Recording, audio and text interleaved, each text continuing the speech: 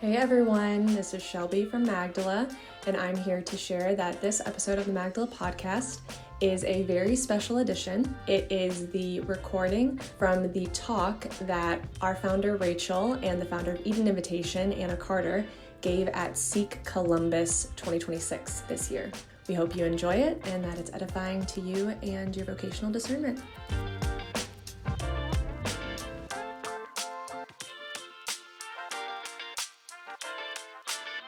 Hi, everybody. Welcome. We're so glad that you all chose to be with us here today on your lunch, in this little lunch segment, to talk about something that isn't always easy to talk about, isn't always easy to hear about, isn't always easy to process together, right, with people around you. And I'm super excited. So I'm Anna Carter. I'm the co-founder and president of Eden Invitation. And we create community and offer formation for people that are wrestling with same-sex desires or their embodiment, right? So gender disconnect and that sort of a thing. And here today with Rachael. I'm Rachael Kalaki. I have bronchitis, first of all. That's important that you guys know that. Thank you. I may just fall into a coughing fit at any point, in which case Anna will just start talking to herself. It will be very productive. I am the founder and executive director of Magdala Ministries. We offer community and resources to women struggling with sexual addiction or unwanted sexual behavior. And I think we chose the word dialogue, I think is the word that we both settled on, because Anna and I are very used to these processing conversations in our work. And we find that the most fruitful moments, I think, in discussing the church's teachings on sexuality or how to live well as a disciple in the area of sexuality, that fruit comes from conversation. So we talk all the time. We exchange 7-minute long voice memos. And we kind of wanted to welcome you guys into that, what that feels like, just to be a part of a conversation about this and just the sacredness and sensitivity of our sexual stories. We also kind of want to witness to the fact that this is really important to talk about with your friends, with people that you love. Anna and I speak as friends about recovery, about desire, about all of the things that we are experiencing personally. We also speak about it from a professional level, but this is really important to talk about with your friends, to share your story and your experiences with your friends. So we kind of wanted to model what that might look like as well. So you're going to end up with something a lot less polished, but hopefully more real. Again, think about it like you're joining us for coffee or a live podcast, something like that. And these questions are also inspired by our own dialogue, our own questions, but also the questions that our communities have shared with us. So you're hearing kind of from the heart of Magdala and the heart of Eden Invitation, hopefully in this conversation as well. But Anna, I think we wanted to start with defining the term sexual imperfection, because that was in our subtitle. So what do we mean? What do we mean by sexual imperfection? Nice big word. In brief, I think we really just mean the brokenness that happens as a result of the fall, right? Yeah. That we realize that as human beings, we are created in the image and likeness of God, but also that the fall affects all of us. And even baptism doesn't take away this fancy word called concupiscence, right? The desire for sin, right? Yeah. And so the fall, it affects every aspect of our person, right? And that includes our sexuality, that includes our relationship with others, that includes our relationship with the wider world. And so, just that's it in brief, I think. Right, and I think we see that play out in both desire and action. And I think that's a really important distinction between my work and the work that you do in EI is I think it's very common for same-sex desires to be lumped in with sexual compulsion, which is what Magdala addresses, but they're not the same thing. What I found in my work is a lot of women in our community who experience same-sex desires that can inform the kind of compulsions that they seek out, right? The kind of unwanted sexual behavior they engage in, but they're not the same thing. And they don't have the same moral weight or culpability. And I think I do want to add, because I think that goes, right, even if the desire or the lust, if you will, that you're experiencing that's more heterosexual, that desire itself, right, I think it's important to say around same-sex attraction, the desires themselves aren't sinful, right? It's what you do with them. But that also goes with all of our experiences of disordered desire, right? We have a choice. Like the moment that we're experiencing that desire, we're experiencing that longing, we have a choice of what we do with it. And that's where the moral culpability lies, like no matter what the desire is. Yeah, absolutely. I think that's, in a lot of our recovery work, that's something that we really try to help women kind of pin, is that your temptation is not a sin, and you do have a choice. In the moment of triggering, in the moment of temptation, you do have a choice. And actually a lot of recovery and healing is about restoring your willpower and slowly making more and more choices for the good.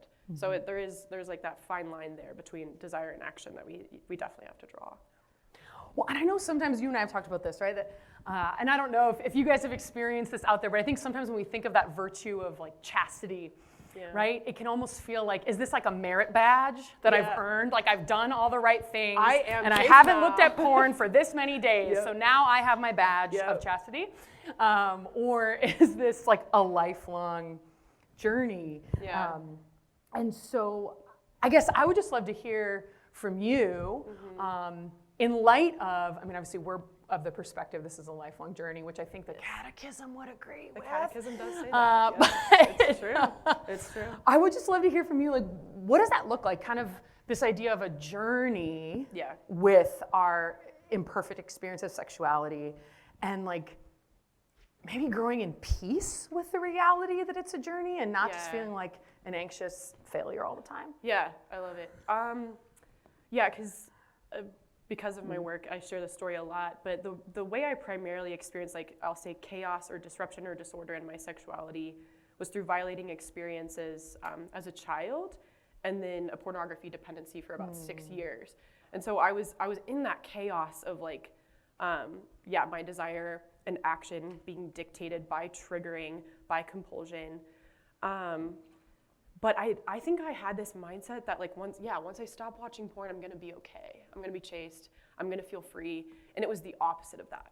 I felt like I didn't actually confront shame and start to attain peace until pornography was out of my life for a little while. And I think that comes from like maybe some fight language that we have in the church surrounding compulsion of like, you have to like fight and slay this dragon. And I think it's actually the opposite of like, I think our peace kind of starts when we surrender and we actually kind of have a holy curiosity about our stories and go there in prayer, go there in therapy. But I know peace for me and accepting that it's a journey has also come with being married, having children.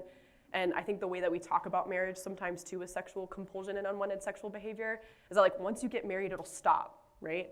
And I can attest, just based on like the amount of married women that we have in our community who are seeking recovery and healing, that is not the case. Marriage is not a solution to unwanted sexual behavior.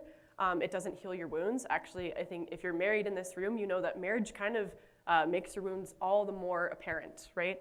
So for me, peace, and now you're like locked in life with somebody else whose wounds are becoming apparent. No, all the time.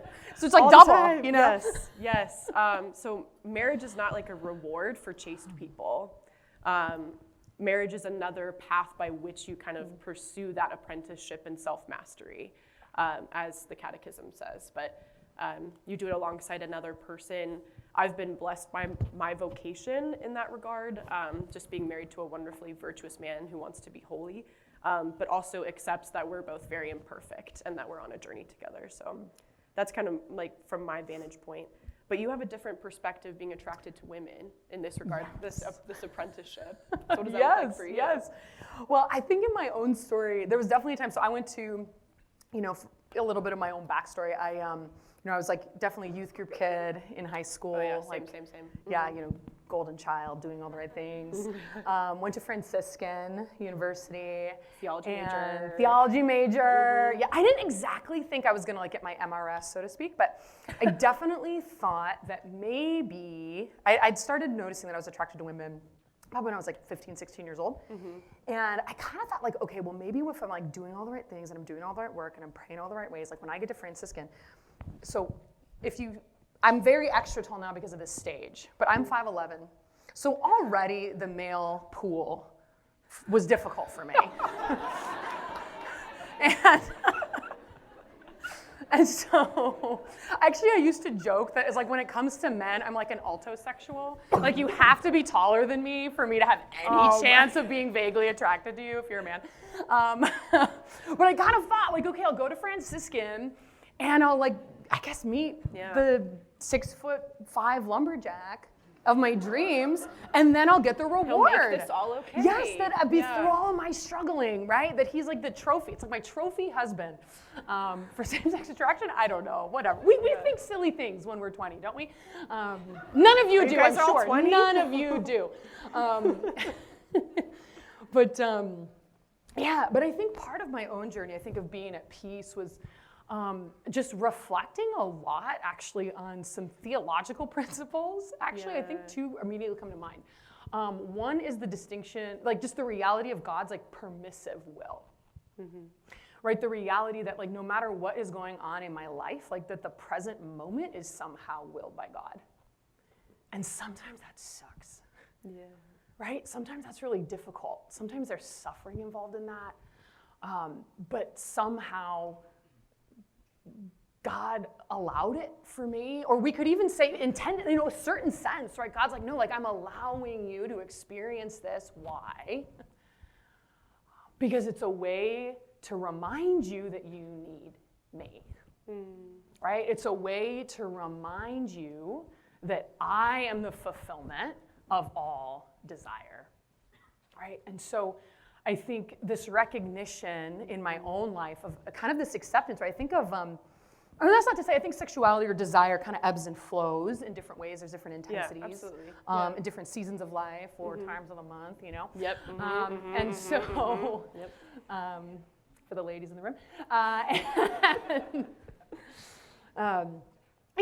that's important to be aware of, right? But I think to recognize that, I think I also find a lot of consolation in Paul's prayer when he has that thorn in his side, right? And he begs God 3 times, like, could you take this from me? And this answer back from the Lord of like, technically yes, right? I am omnipotent, right? I'm all powerful, like I could, but there's a way in which your humility in this and your brokenness in this is a way I can enter your heart, right? And it's a way that I can be glorified.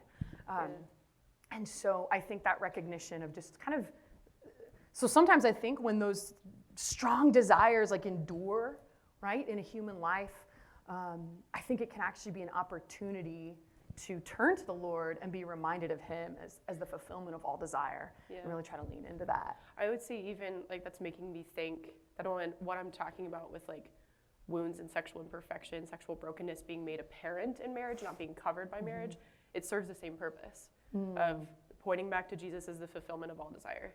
Like my husband is not the fulfillment of all my desire. Shocker. Shocker. I know. He's great. He's great.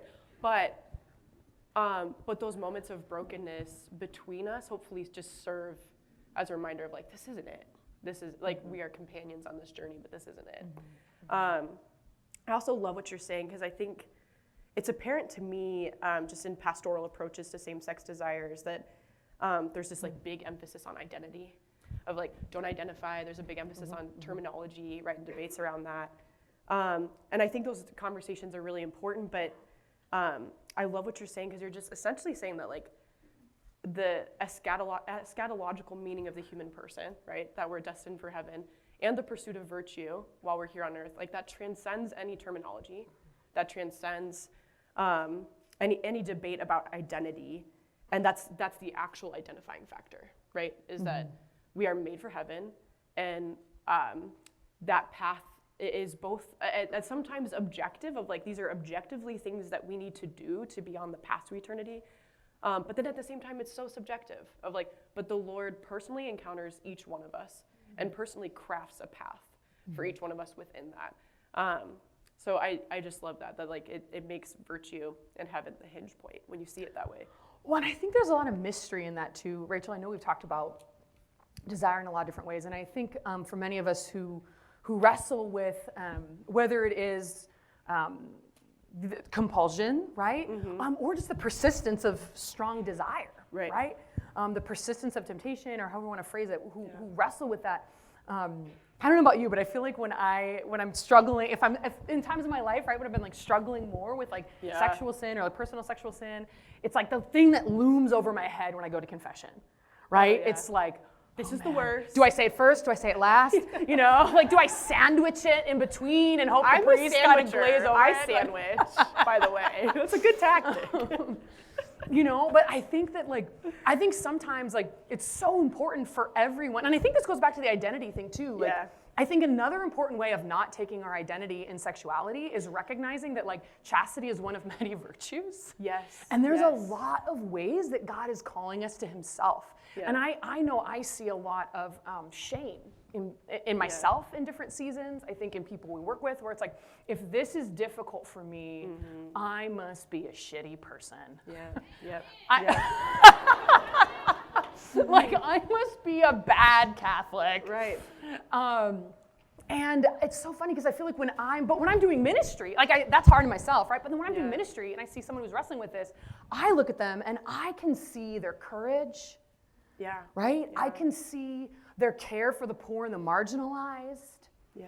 Right? I can see the ways that they're maybe so kind and sacrificial with their family. And I'm looking at them and I'm like, you have so many virtues. Yeah. Yeah. You have so many ways God is working in you in so many different facets of your life.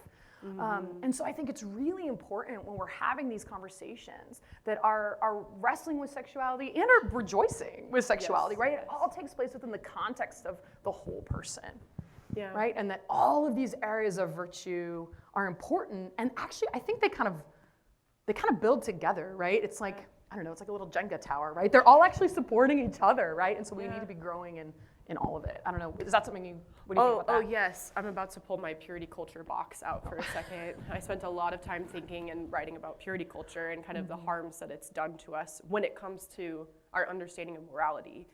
And when I talk about purity culture, I'm talking about resources, talks, books, whatever, that made sexual sin the worst possible sin you could commit.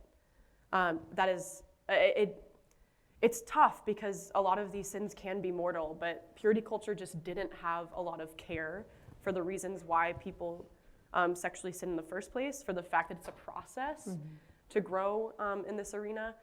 And it's also just not true that this is the worst possible sin, the most defining sin you could commit. That's not the gospel, and that's not actually the tradition of the church. That's not Aquinas. That's not Aquinas. Yeah, it's not Dante. It's not Dante. Have anyone read Dante's Inferno? Yep. No, but any anyway. nerds, fellow nerds? No? Yeah. Okay. But yes, I think, and we both love Bishop Eric Varden as well, and he talks about how, yes, chastity cooperates with other virtues in your life. Yeah.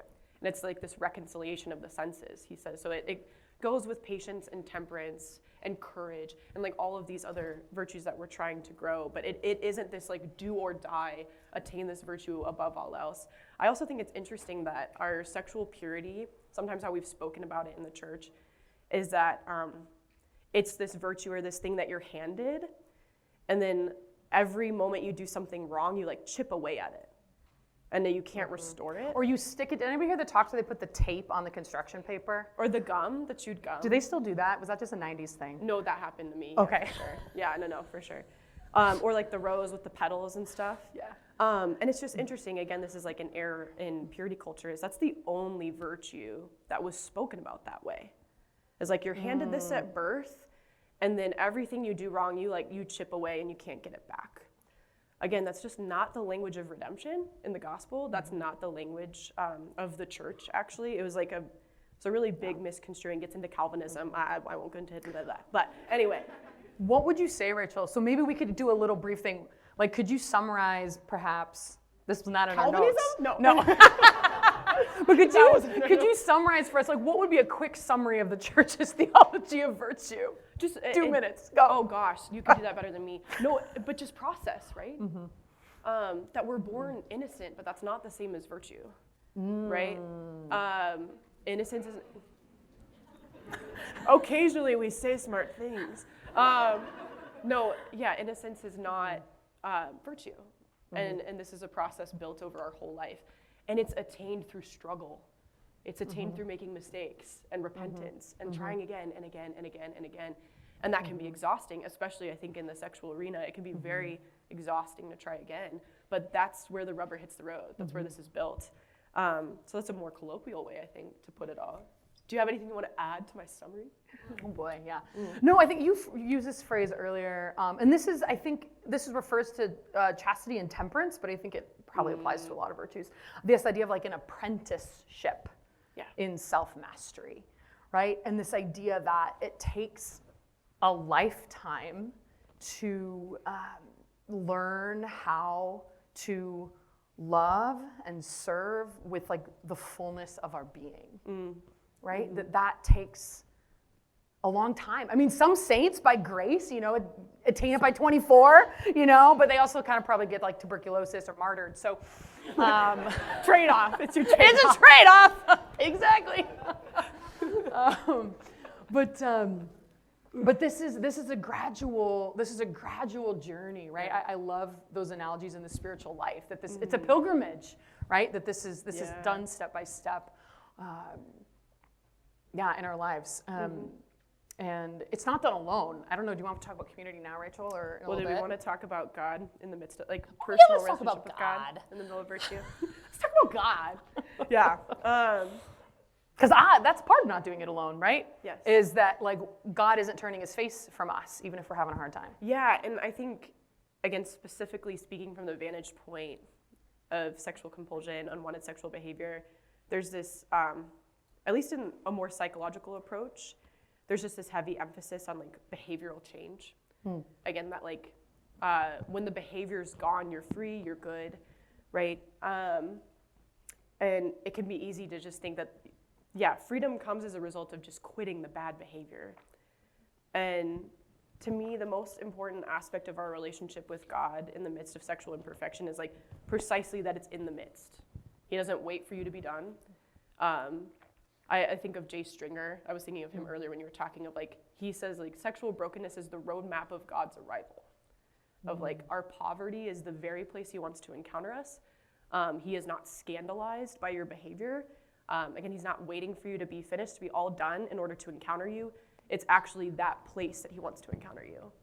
The place in you that is desiring something that we can't have, the place in us that's triggered and seeking out pornography as a comfort, the place in us that keeps hooking up and can't say no, that is the very place he comes to meet us and wants to love us and wants to fill us. And he's so patient. He does that with like an infinite patience. I think a lot during the Advent season of like the term Emmanuel, God with us, right? Not God waiting for us to be a little more perfect before he's with us. It's God with us now.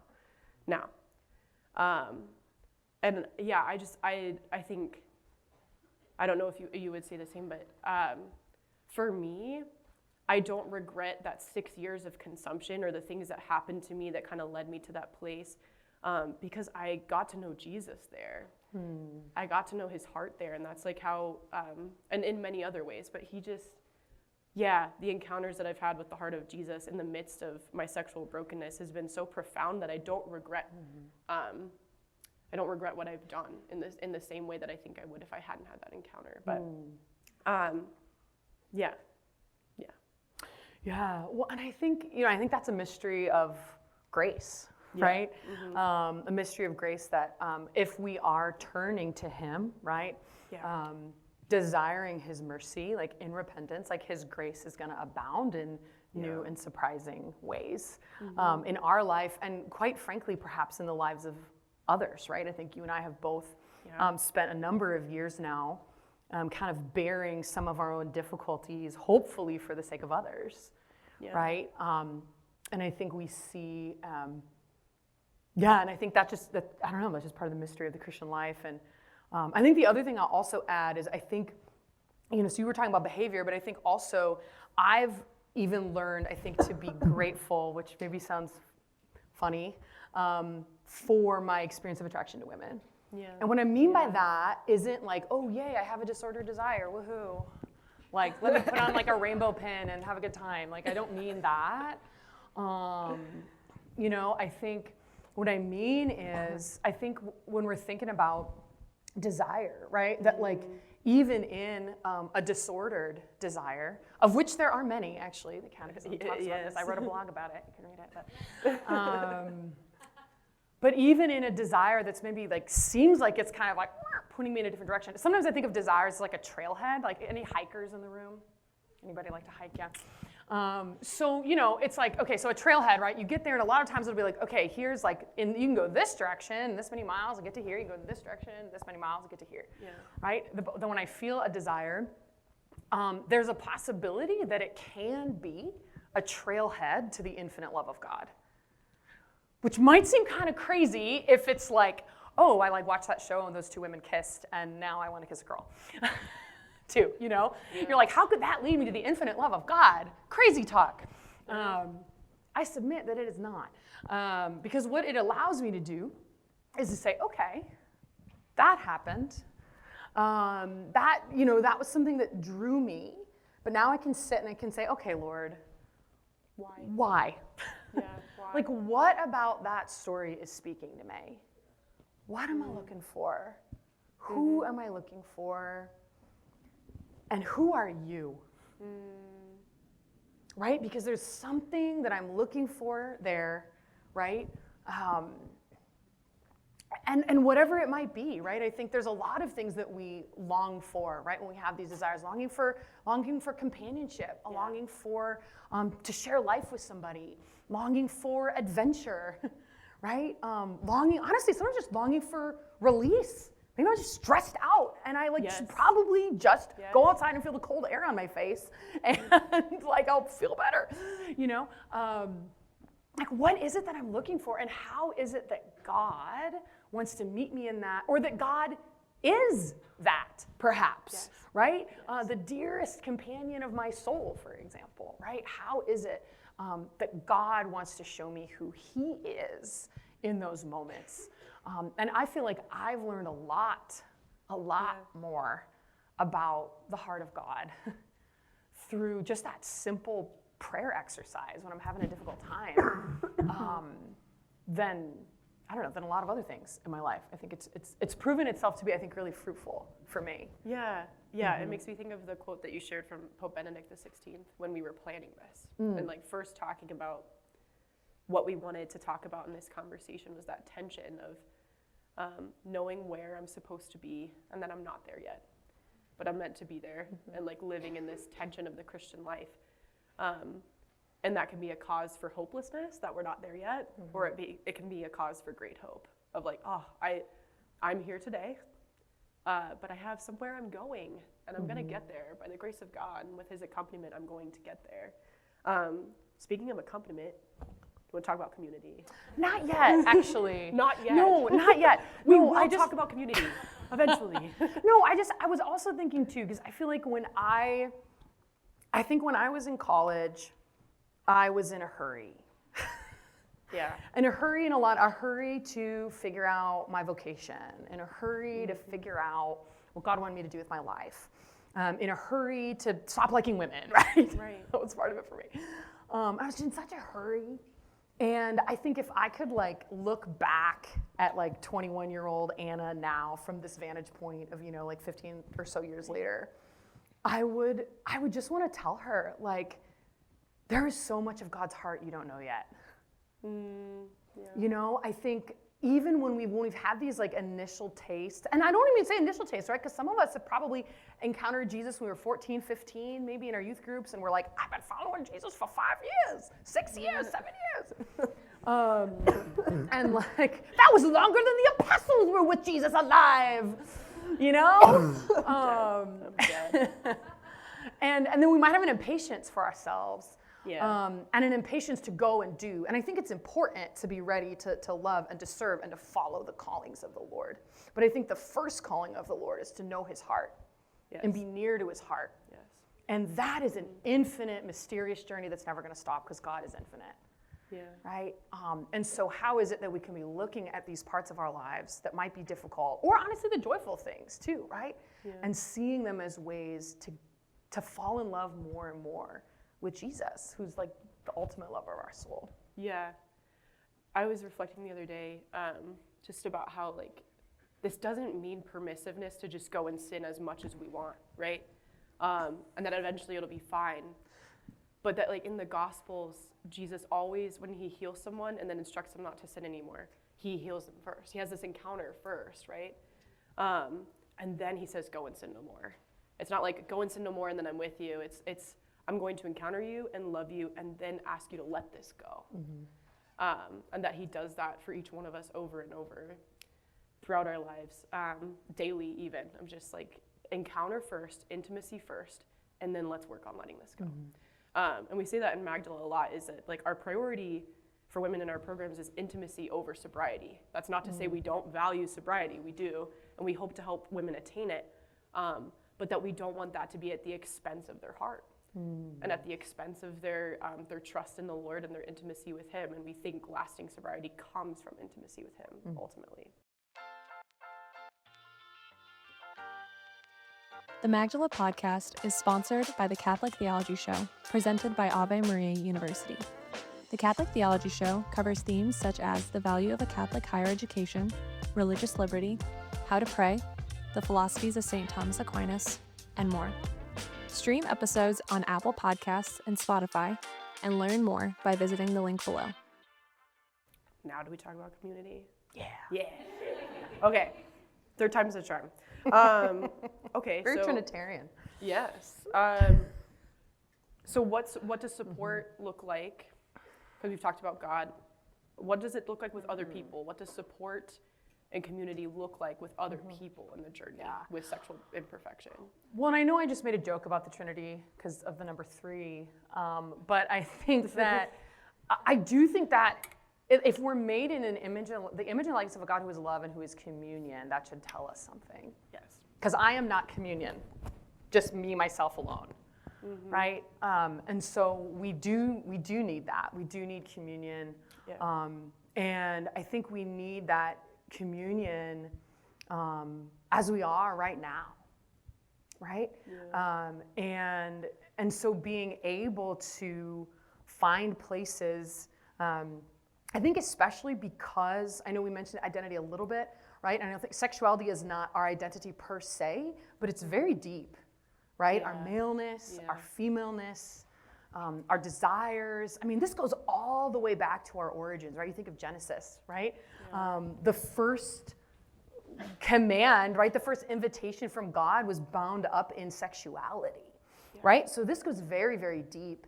And so I think it's really important with those depths of our hearts to have people in our lives that can be opened up to, right? And I think that first person we already talked about is God, right? Like if you're wrestling right now with whatever your experience of sexual desire is, and it's difficult, and you have not been to the chapel with that, or if you have not sat in the solitude of your room with that, I'm assuming you probably have, but maybe you haven't. And maybe that's something where you're like, okay, God, you can look at all of this, but not this part. This is just going to stay in a nice little box, a closet, perhaps.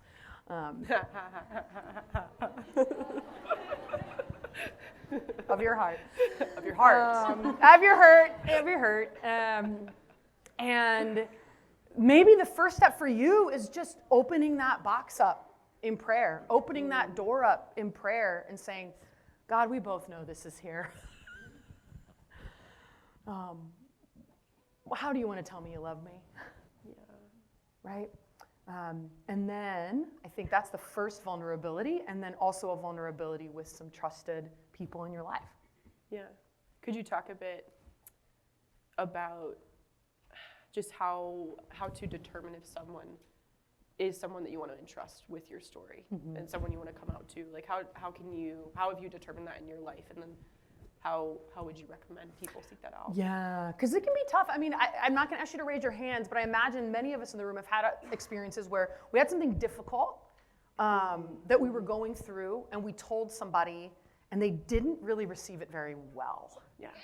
Oh. Yes. And you're like, okay, now this just hurts more because that was not how I expected that to go. Yes. And so I think there's a few things, right? I think it's good to tell like there's like the peer level, I think, of friendship level, and then I also think there's a value in like a mentor level, spiritual director level. I think we could talk about those separately. Which one do you want to talk about? I talk about friend level first. Okay, great. Yeah, peer level. Yeah, so I think with the peers, I think one of the things like I look for is my friends who have suffered. I think that when you've gotten to the point, or you have friends where you're like, oh no, you've endured some stuff, right? You've had something difficult in your life, in your family. It might not be the same thing as mine, but I might know that about you. I think that's probably a good tell that that person might be able to be a person who could also hear suffering and not freak out. Yeah. I just want to say I think that's the same in seeking when you're disclosing about unwanted sexual behavior and you're looking for someone who will keep you accountable. It's the same thing of like someone who understands what a process of struggle and suffering looks like and will pray for you, like knows how to like encounter God in the midst of that. I think that's important. But what did you want to say about spiritual directors? Or mentor level, like seeking that out? Yeah, I think that can be difficult sometimes. I know for me, I've always been the sort of person where it's easier for me to share with friends than for me to share with like authority figures. Because I'm an oldest child, golden child, I always was doing the right thing, and so to like tell an authority figure, like, I'm not okay, is really, it's still difficult for me, quite frankly. It's still difficult for me to be like, hi, I'm not okay. And maybe some of you can relate to that. But I do think it's really, really important because there are people further along the way that have more experience than us, have more wisdom than us, that might have some encouragement to speak over us. And so I would say as you're looking out at that, and I'm not just talking about like a senior if you're a sophomore, you know? I'm talking about maybe it's like your campus minister, the priest on your campus. Maybe it's like a family friend too. Maybe it is someone in your family or it's a relative, but somebody who's got a good decade on you, right? And to just be able to say like, hey, this is what I'm going through. Yeah, would you please pray for me? Or do you have any advice for me? I don't know if it's something you ever went through, but to learn from somebody else and as well, I think is valuable. Yeah, and I think these are relevant when you're sharing anything kind of atypical in the sexual realm, right? So I'm thinking of when I shared about my struggle with pornography, I had moments where I was received really well and moments where the response was like, I didn't know girls struggled with that. And you're like, well, thank you. I just told you that I did. And I am a girl. And I am a girl. So that feels great. And I've had tough experiences in the confessional where a priest wasn't necessarily equipped to receive that information. I've also had just incredibly redemptive experiences with priests in the confessional. So I would recommend just to the women in the room or anyone confessing a sexual compulsion in the confessional, if you've had a poor experience, there are so many good priests out there willing to receive you. Give them another chance, please, and give the mercy of God another chance through them. And priests are human. They have bad days. Or maybe a certain priest that I confessed to did not have the equipment he needed to hear that from a woman yet. So I just want to say that, give them another chance. But I also think that what we seek from conversations, depending on what we're sharing, is different, right? So like if I'm sharing about a struggle with pornography or some other sexual compulsion, I'm probably seeking some level of accountability, prayer, maybe some checking in of like, hey, how are you doing with that? And yada, yada. And it seems to me like you're saying, like, if you're coming out to someone, you're seeking a level of like accompaniment and understanding more than anything. Would you say that's true? Yeah, I know I've definitely heard from, didn't have this experience a ton, but I've definitely heard from some people where like they tell a friend and the friend doesn't really know what to do. It's like, oh, you're attracted to the same sex. And they like assume that it's like, oh, you must be like doing habitual sin around that. And you want my accountability. Or I need to remind you what the church teaches. And I think a lot of times if somebody is sharing with you, especially if it's someone from your campus ministry or it's someone that you know is trying to follow Jesus, like that might be the case, but don't assume it's the case because that can be a little insulting. And so I think just to even ask like, how can I support you? Rather than assuming how they want support. That probably goes both ways actually. I bet no matter what it is, like rather than assuming the support somebody wants, I think just saying, thank you for telling me that. Thank you for sharing this with me. I love you. How can I support you in this? How can we walk together in this? Yeah, and I think that's why we've both centralized community in our organizations. Just so like, when you're struggling with this stuff or thinking about this stuff, desiring this stuff, like you have to be surrounded by people who want to do that, who want to support and love you and understand and keep you accountable. Can I say one quick thing about friendship? Yeah. Before we go into broader community, I do think this is more in like the same-sex desire space, and so even if this isn't your experience, I think this is good if you've got a friend. I think something that can also be difficult if you experience same-sex attraction is it's like, who's the safe person? Right? It's like, okay, if I'm a woman attracted to women, then sometimes there could be shame of like, should I be getting close to my female friends? Or is this like the chastity rules I heard from that person at Seek apply to all of the women? Yeah. And so I guess I like don't connect. Like, what do I do? Yeah. Besides wear a long skirt around them, I don't know. Long skirts can be great. Long skirts can be but great. Don't, yeah. I don't know what to do, right?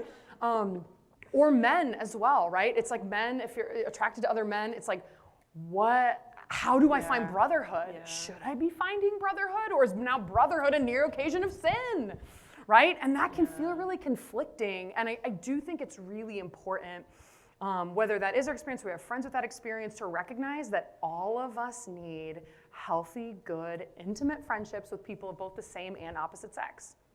Yeah. Right? And if somebody shares with you that they're attracted to the same sex and they are also the same sex as you, don't assume they're attracted to you. You might not be their type, okay? You might not be that great. So don't assume that. I mean, I did have a conversation once with somebody who was like, my friend came out to me and it was a girl talking about another girl, and she's like, I don't know, like, can I still hug her? Oh, God. I was like, yeah, probably still needs hugs from you.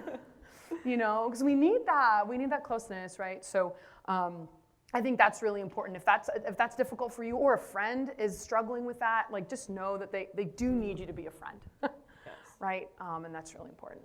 Yeah, and just a final note on safety before we talk about community too, is like, I think I get asked this question a lot of like, who do I tell, and I think the rules kind of go both ways, but you kind of already know who you can trust, like, in many ways.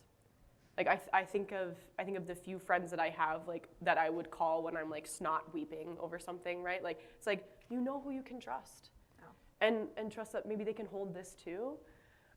They don't have to have personal experience in these arenas in order to be told, but you know who you can trust, right? So it's anecdotal, but I think that's important. Okay, broader community.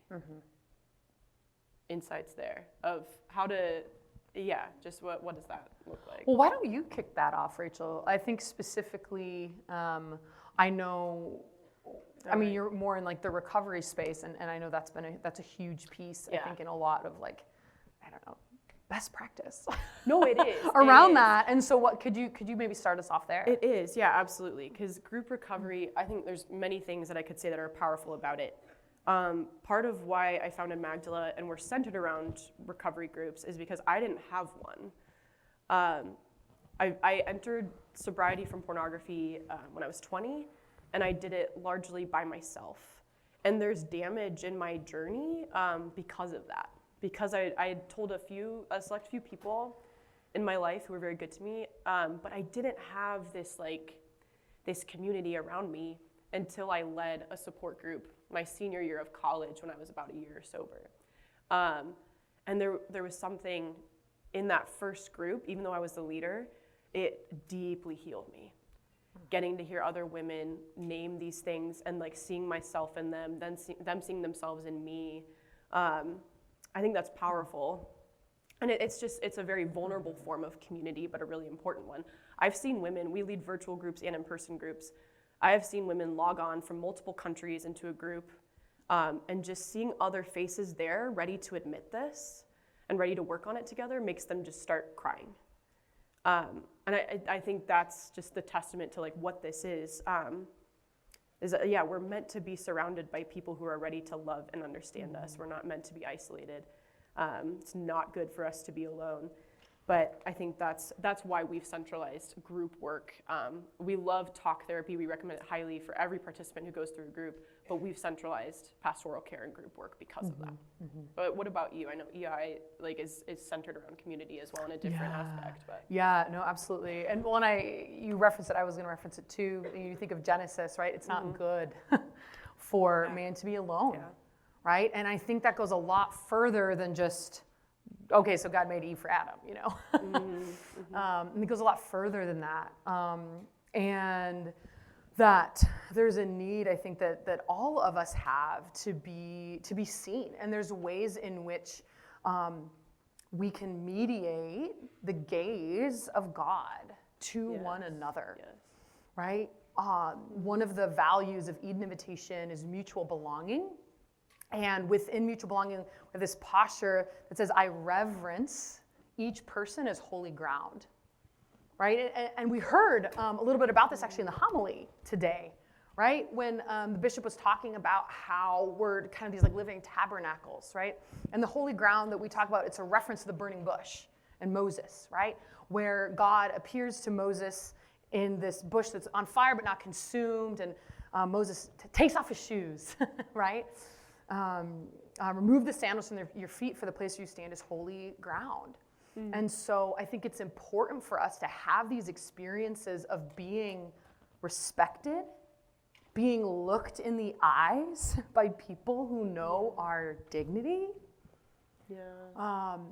And they know, I'm going to swear again. We allowed 2 swears. I said, Rachel gets 1 swear, I get 1 swear.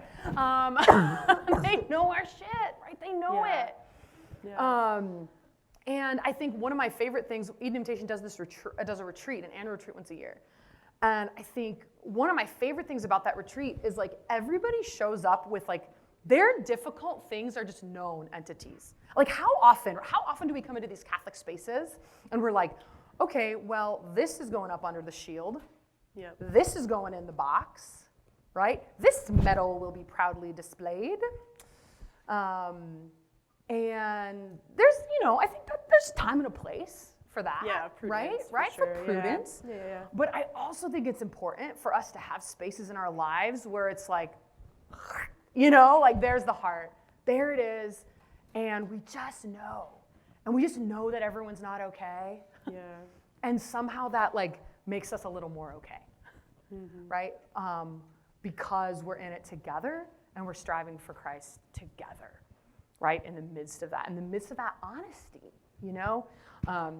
and so I think it can be really helpful when you are struggling with something to be around other people that are struggling too, but are also going in the same direction, right?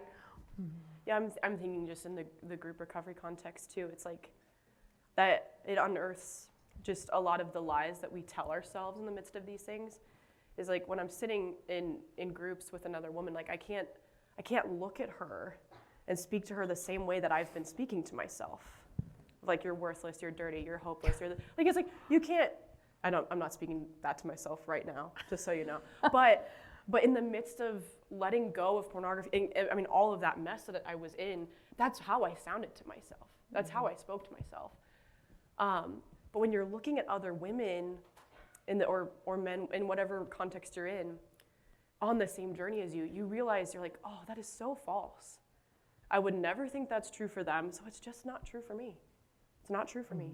And it's liberating. It's liberating to, just to be able to identify with each other in your shit. There's mine, there's my all right, we're done. No more Don't swearing. report us. But I think there's, I think it's just liberating because it is like, it unearths a lot that maybe you've been speaking over yourself by yourself for quite a long time. That's really good insight. Ooh, and random tidbit. I actually heard a therapist friend of mine say that if you are talking to yourself like that, that's actually something you should confess. Oh, I love. Because you're sinning against yourself. I love. Because that's just not true. You're telling yourself lies, right? Yeah, absolutely. Did you have any other thoughts on community before we wrap? No, apparently that caused some ripples though. But I guess maybe before we wrap and talk a little bit more about our organizations, I don't know, do you have any final thoughts of, I think, like just like practical, I think we've been offering some practical tidbits along the way, but do you have any other kind of final practical parting thoughts around this topic? People can take a little nugget with them, souvenir. Maybe not practical. I think I just want to say to the people in the room, again, I'm speaking from the vantage point of sexual compulsion and unwanted sexual behavior. I just want to tell you you're loved. And I just, I think that's it. I know it's that simple, and that may not meet you where you are right now, but I just want to tell you how loved you are and how normal this is. That doesn't make it okay. And it doesn't make it something that we want you to live with or God wants you to live with, but I just want to tell you how loved you are, and how, that depravity, like when we're engaging in these behaviors, it carves out a hole in us, and we feel that. But that hole is going to be filled with something really glorious, I promise, on earth and in heaven. And I just, not practical at all, but that's my parting thought, is you're so loved. And I am too, so thank you. Thank you. Yeah. Thank you. Yeah. What about you? Parting thoughts. Parting thoughts. I was going to pivot us. But you have a parting thought. But I do, know of you course, I have a parting thought. I have a parting image, actually. Yeah. It's not a thought. Well, it is a thought in the form of an image. When you talked about the carve out, I think so often when we find these places in ourselves that feel like empty, whether it's because of our own sin, the sins of others, desires that feel unfulfilled, I think so often we feel like we just need to fill it up, like quantitatively in some way. And maybe we do that sinfully, like scrolling, right? Or maybe it's like chasing God's gifts, but not chasing God, right? It's like, well, if I can go to the right praise and worship or go to the right liturgy, I'll be filled.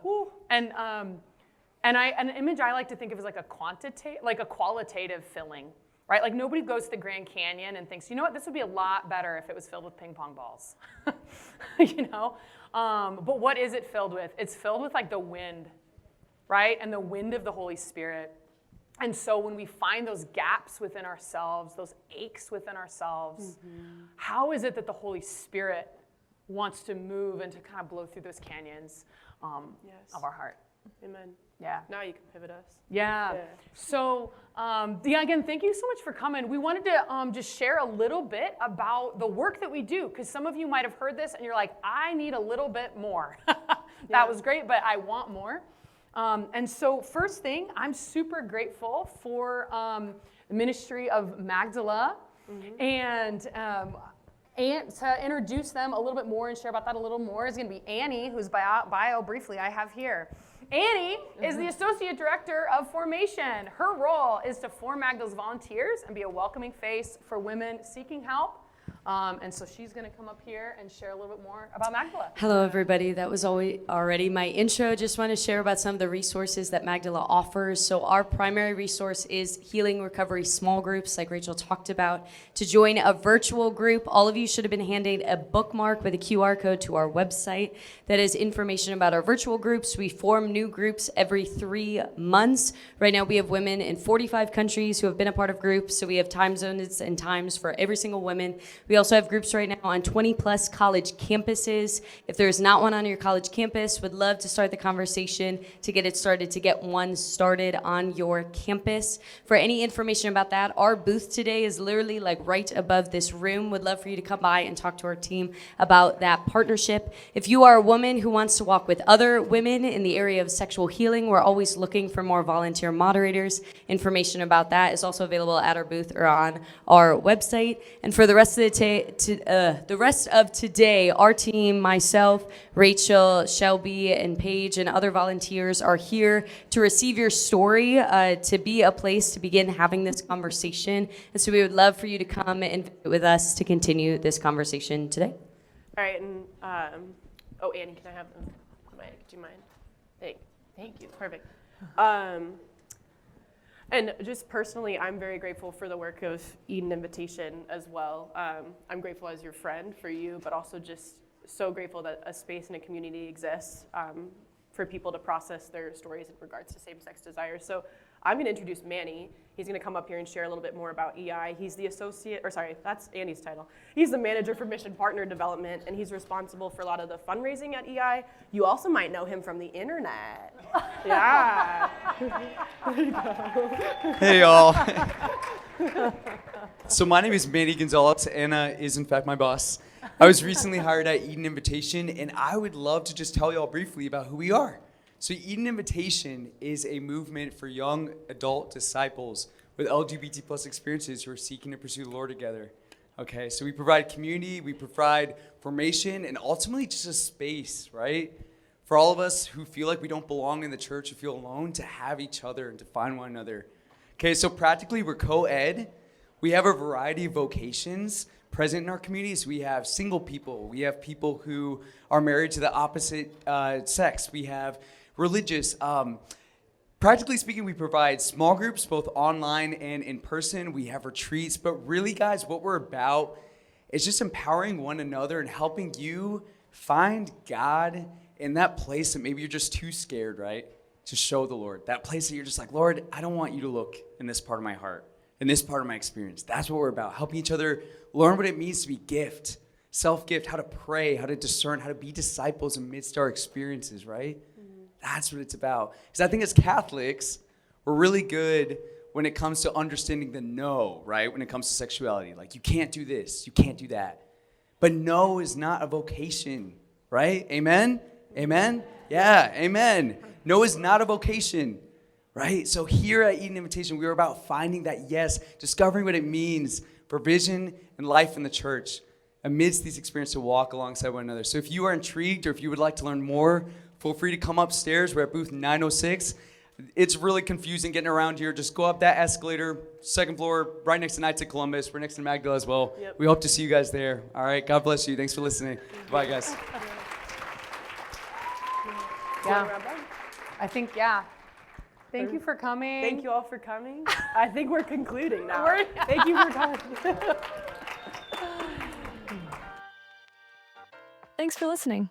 Check out more podcast episodes, blog posts, and how to get involved with Magdala by visiting our website, magdalaministries.org. Your love is meant to change the world. We hope to see you soon.